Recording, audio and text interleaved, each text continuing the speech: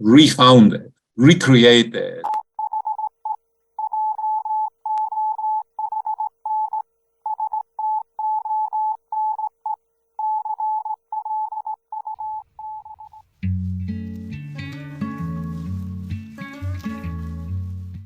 News of plans for a nascent world government is appearing often in recent months.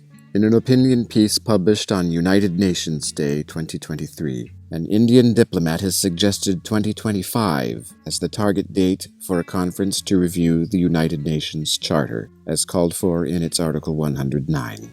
Meanwhile, the Global Governance Forum is calling for a second charter, an update to the UN's current guiding document. This new diplomacy accelerated around 2018 with the publication of an ambitious proposal for UN reform. The shape of a system will always determine the outcomes it achieves. The shape of our global governance system was decided after the Second World War, when the world was very different. Is it the right shape to tackle climate change and extreme poverty and global conflict? These challenges are global, not national.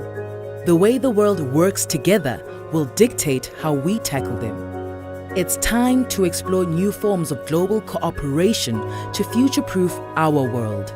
Humanity needs a new shape. Take part in the New Shape Prize.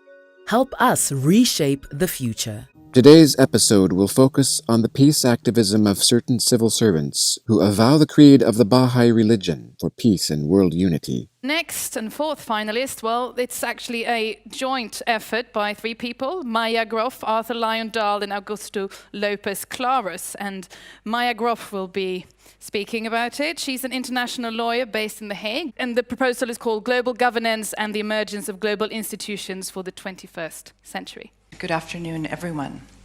So, in a nutshell, what we are proposing is a set of comprehensive and interlinked reforms to the current UN-based global governance system to enable it to indeed tackle effectively the very urgent challenges and risks confronting humanity as quickly as possible. Our reform proposals for the existing UN system are not cosmetic, but go to core issues to remove key flaws and impediments blocking us from moving forward as an international community. We are proposing substantial reforms to the current architecture, as it would be foolish and also not politically feasible to throw away the very important, significant work and many successes already accomplished within the UN system, where essentially all of humanity is already gathered. This slide presents an overview of our main proposals. Our proposals ensure that the UN moves as soon as possible to a model of coherent governance, analogous to what we expect from effective national government systems. Analogous to what we expect from effective national government systems. Government systems. Government governance.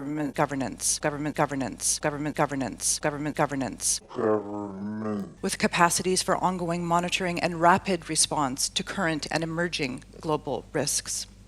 The UN would for the first time be provided with stable and predictable funding and would be endowed with three effective branches of governance, namely a reformed General Assembly with a system of weighted voting, moving in stages to the direct election of its members as called for by Einstein in 1947, with some powers to adopt binding legislation, in particular for the management of the global environment and the maintenance of international peace and security.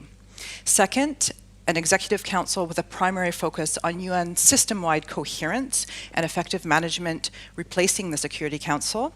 And third, a greatly strengthened and trained international judiciary, tasked with the application of binding international law to at last move towards a fair and rule-based international order. Also, the UN will be endowed with a true enforcement mechanism for collective security and a comprehensive disarmament plan so that the world may finally benefit from a true peace dividend. It was never intended that the UN would stay as it is now. We can effectively address, as quickly as possible, current and emerging global risks. Thank you very much. The basis of the Baha'i faith is the Holy Scripture of Baha'u'llah. The writings of Baha'u'llah reveal these principles of the Baha'i faith: the oneness of mankind, universal peace, the harmony of science and religion, independent investigation of truth, the common foundation of all religions, equality of men and women, elimination of prejudice, universal compulsory education, a spiritual solution to economic problems, a universal auxiliary language. To Baha'is, the injunction to build a world government appears to be a key article of their faith. What, in your view, is a realistic timeline for Article 109 of the UN Charter Review Conference? Aw, look at him blush. Baha'is love Article 109. Maya, would you like to take that one? Well, it's obviously a very difficult question because none of us can foresee the future or predict the future. But in one of the chapters, I'll just check which chapter it is so you can quickly reference it. Chapter 21 in the book, some immediate steps forward, getting from here to there. We set out, a set of possible scenarios in terms of, the member states of the UN convening another comprehensive charter review conference. And we talk about, the first most enlightened option would be an active consultative will and conscious sort of revisiting of the charter now when we still have the time and we know what the problems are, what the challenges are, what the defects are in the current charter and international system. So states could, of course, convene that as soon as a majority or 2/3, I can't remember the exact wording of Article 109, wanted to convene such a conference. So it could happen very, very quickly if there was the conscious will to do that and sort of the drive of a number of middle power states, for example, to suggest this. But then we go through, a few other scenarios we muddle through for a time, but then there are, additional shocks to the international system, whether caused by climate change, caused by the current pandemic. Well, we don't talk about the current pandemic because we didn't know it would happen exactly. The current pandemic and then global economic crisis, et cetera, or any number of, there's now major power states withdrawing from very important arms control treaties. So the chance of a nuclear exchange or other weapons exchange is going up. So that's also very concerning. So any one of these scenarios could then provoke some kind of reckoning. And then if conditions got very, very bad in the world, then we assumed that there would be no choice but what was left of the international community to come together and say, okay, let's again, like after World War II, build a much more viable, the next incarnation, League of Nations, UN Charter, and then UN 3.0 or 2.0, whatever it would be. Yeah, we don't know the future. We don't know if there will be some extraordinary leaders of nations that will come out of the woodwork. We've got to roll up our sleeves and really re-architect our charter and our global system. So it depends on what events happen and also what kind of leadership rises to the occasion. We are at Haifa, Israel, and you can see one of the most beautiful gardens, I think in the world, not only in Israel. In Israel, it's the most beautiful one. Owned by the newest religion in the world, the Bahá'ís. It's all about one prophet who said, I'm not the one will come. And because of it, he's been killed. The last prophet in Islam is Muhammad and will be Muhammad. And if someone said that the one will come, it means that there is someone else above Muhammad.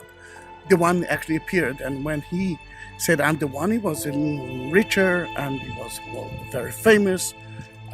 Then they couldn't kill him. They sent him to the most deserved place in the world, and that was Akko.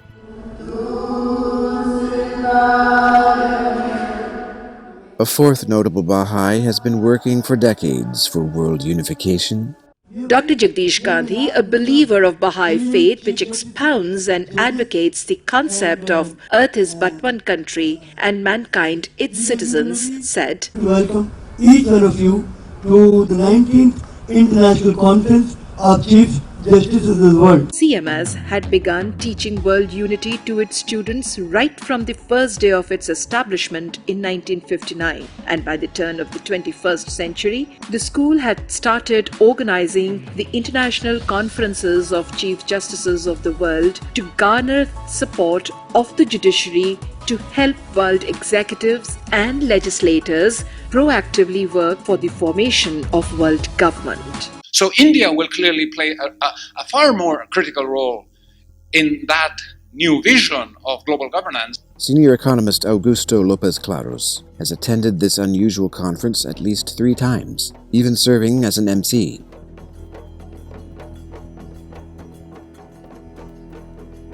Jagdish Gandhi has held leadership positions in organizations pursuing a specific plan to ratify a federal constitution for the earth.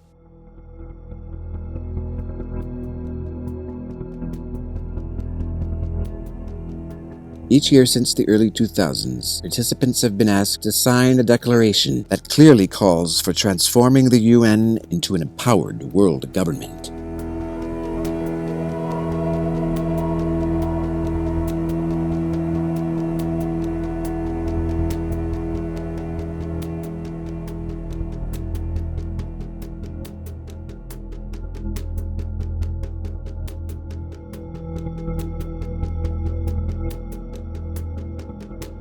In my opinion, there is little chance the invitees to these meetings are unaware of its ultimate purpose.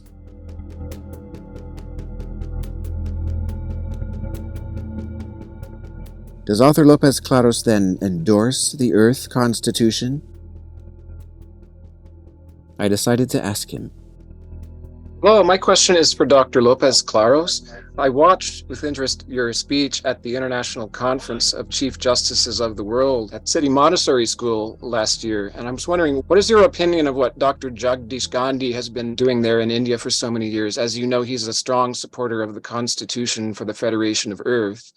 Do you endorse the Earth Constitution? Is it an idea whose time has come, or is it still too radical for the near future? You know, all of these are very valuable initiatives in the sense that they, try to push the envelope out and to force us to think of, better ways to sort of collaborate internationally across borders. My own preference, and I speak here, for myself, would basically be to start with the UN Charter and ask ourselves, what are the changes that need to be made in order to bring the UN Charter into the 21st century, to empower the organization to become a problem-solving organization, able to come up with intelligent, practical solutions to the multiple problems that we face today, from climate change to, the unraveling of our nuclear order to poverty and inequality and so on.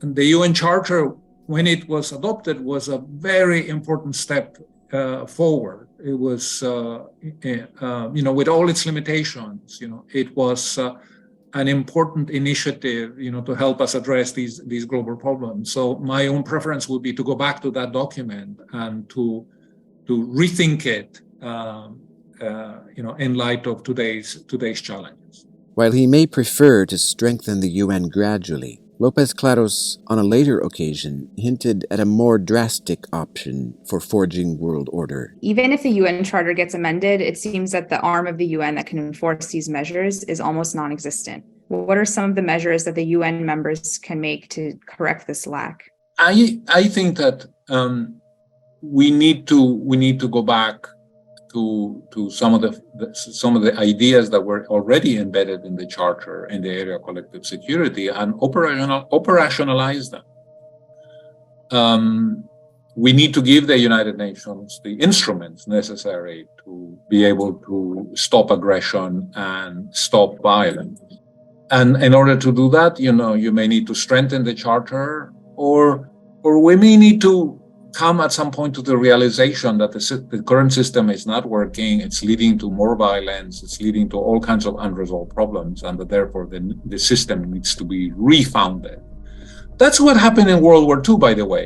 We had the League of Nations established between World War I and World War II. The League of Nations was ineffective. The United States did not join because they did not get the support of the Senate. And so it was a very ineffective organization, which eventually collapsed. It collapsed under the onslaught of the rise of Hitler in Germany and so on. But it was then replaced by the United Nations, a better organization, better design, but still with flaws. So the time may come when we have to essentially, sort of rethink the UN system and refound it, recreate it, and sort of come up with an organization that will have the instruments to actually do what the UN Charter lays out as its principal objective, which is peace and security and prosperity. And now I'd like to invite Honorable Dr. Arthur Lyon Dahl, PhD, President, International Environment Forum from Switzerland. Put your hands together, boys and girls.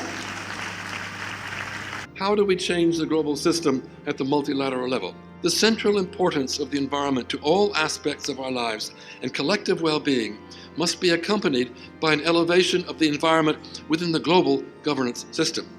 This requires strengthening UNEP and the UN Environment Assembly with mandates and resources comparable to the UN's development, peace and security, and human rights institutions. So there's a whole new dimension for the United Nations. We hope that perhaps in the area of climate change, because the science is so clear, the damage is so clear, this may be the area where we can first make a breakthrough towards global legislation, because we can't really argue against what the planet is telling us. So I ask our judicial people, are you ready to take on such cases in your own court? What else do you need to do to build the capacity to address these issues for the future? There are proposals to make ecocide, which is long-term mass damage, destruction of ecosystems, an international crime, in the same way that it could be war crimes or genocide and crimes against humanity in the International Criminal Court under the Rome Statute. So this would be a whole new dimension as part of legal work at the global level. Also, many countries are now giving legal standing to elements of nature. In New Zealand, for instance, the Maori consider certain rivers as sacred, as part of their religion. And therefore, they say these have legal entity. The river can go to court if something damages it. Or somebody on behalf of the river can go and say, I'm representing the river has a right to stay clean, you've damaged it, you must pay the damage. So these are some new dimensions of what is coming within the scope of law and jurisdiction as we go ahead, and that you need to be training people for. So this is our challenge as the legal system. Are you ready to judge such environmental issues that use science as well as the law? The right to a clean, healthy, sustainable environment. This is a new right, only agreed a couple of years ago, that we have a right to a clean, healthy, sustainable environment. And the rights of future generations. We have no right to destroy the planet for those who are coming in the future. From a Baha'i perspective, the Baha'i national community has pointed out that we're putting the world on a more egalitarian foundation requires recasting the global economic order. Thank you very much for your attention, and for the young people, keep at it. You'll be part of the change to solve these problems in the world. Thank you very much. The Baha'i faith teaches that there is one God who created one human family. The Baha'i House of Worship in Wilmette, Illinois, stands as a testament to these core concepts. The building's 9 entrances and 9 avenues welcome us all to a common place of prayer and worship. The building's majestic dome represents the oneness of God and symbolizes the divine love and assistance that shelters all of humanity. The ribs of the dome come together like hands clasped in prayer. Symbols of the world's great religions can be found in the ornamentation of the temple's pillars, including the Christian cross, the Star of David, the star and crescent moon of Islam, the hooked cross of Hindu, Buddhist, and ancient Native American traditions, and the 9-pointed star of the Baha'i faith. The house of worship's design brings together influences of the East and the West. The overall look is suggestive of Grecian and Egyptian temples of past ages, while the doors and windows are Romanesque in form. Gothic and Arabic touches can be found in the ornamentation, while the second and third stories draw inspiration from the Renaissance. And the dome borrows from Byzantine and Gothic traditions. And finally, the variegated flowers of the garden offer a reminder of the diversity of the human family, which enriches the human experience. It's my understanding that all three authors are of the Baha'i faith, and I'm wondering how their faith then motivated them to do this kind of work. Wonderful question. I'll go to Arthur. I see he came off mute. The need for collective security, a federated, world government system with a single currency is part of our teachings from the 19th century. World government, part of the foundation of the Baha'i vision of the oneness of humanity being part of one single planetary system. So you might say it's inherent in our foundation of beliefs of our faith. So it's quite logical that we would, from our professional perspective, say, how can we take our core values and phrase them in terms of the needs of today to try to move towards that vision that we've had for more than 100 years? It's perfectly normal that we have government in our local community, that there's some kind of a mayor, that there's decisions taken for the benefit of the community. We accept it perfectly normal that we have a national government. And we imagining what our country would be like if we didn't have a government, we didn't have any kind of laws. It was just anarchy or so on and so forth. And a few countries are falling to that state today, unfortunately. So it's perfectly logical that in a globalized world, we need the same kind of institutions at the global level. Everything that I have learned over the last 3-4 decades, working for international organizations like the IMF, like the World Bank, like the World Economic Forum, has, in addition to whatever beliefs I may have as a member of the Baha'i community, confirmed to me that the time will come when we will have to build up the institutional infrastructure that will support this process of political and economic integration. The Europeans are already doing that. And I think that this will happen. The Baha'i writings don't speak on, how long this process will take. We could debate that. It may be something that will take a great deal of time. But my own conviction is that process is gradually unfolding before us, has been already since the UN Charter was adopted in 1945. Something that is likely to accelerate that process is the kind of crisis that we're currently facing, which I think are leading more and more people to the realization, the conviction that the current system is not sustainable. It is not working in our interests, and we need to either reform it or evolve it into something much stronger. In the Baha'i writings, it talks about, we're as a human family, we're moving into, our maturity finally. This is like a phase of stormy adolescence. The Baha'i faith really underlines the nobility of each human being, abolition of prejudices, equality of men and women. So it just echoes, I think, what we've already created in the UN and in these really magnificent legal documents that we have already fashioned together. I'm not saying the Baha'i faith is the center of a conspiracy. Rather, that its adherents seem uniquely fit and highly motivated to work for political world union alongside kindred activists. We're not all Baha'i, but I think anybody who shares the hope and prospect of the goals of democratic world federation and of international law itself is like-minded. Warm wishes to you on this auspicious occasion in which we honor the life and legacy of the legendary Abdullah Baha, 100 years since his passing. Abdul Baha's call to see what unites rather than what divides, his profound belief in our common humanity and in the vision of peace on earth, continues to reverberate from his mortal resting place right here in the Holy Land.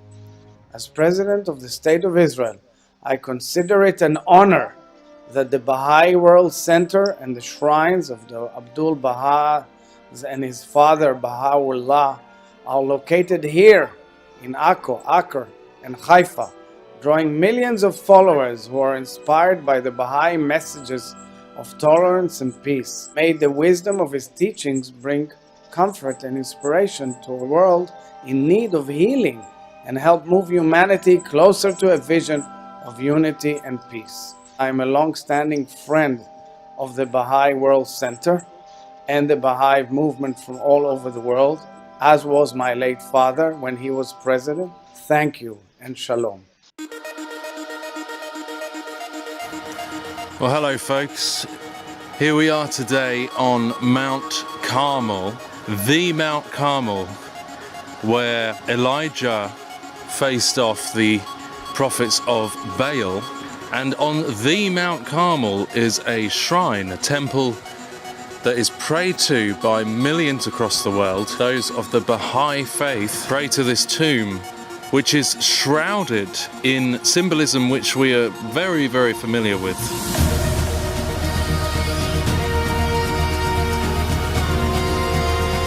This religion has many similarities to the New World Order, Alice Bailey, Theosophical Society doctrine.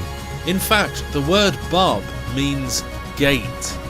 So what we're really looking at here is a gateway to the Luciferian New Age. And just for the same kind of observations, a symbolism all over this place. I mean, it's almost like the shrine itself is a hive. You know, the hive on the dome with the pyramid and the star gate in the center of the pyramid, you know, and glaringly obvious pentagrams around the base there.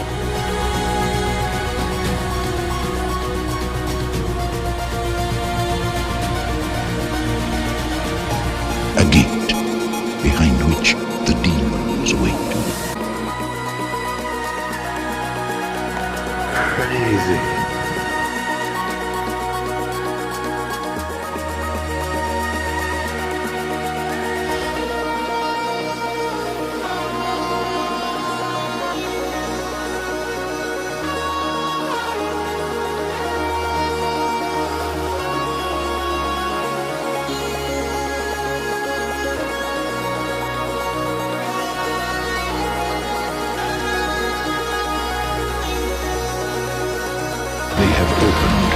The gate.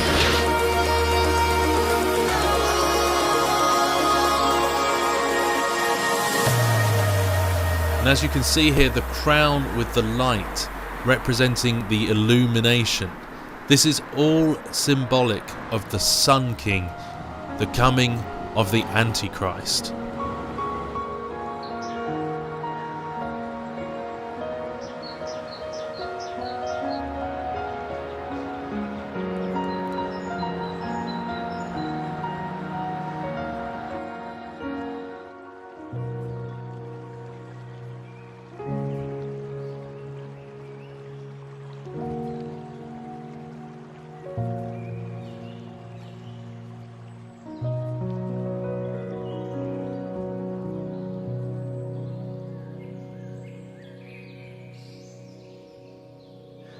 A lot of the symbolism looks quite Roman in essence.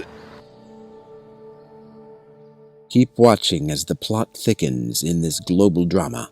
Research these issues for yourself and spread awareness so world government won't take Earth by surprise. Are you ready for a new world order?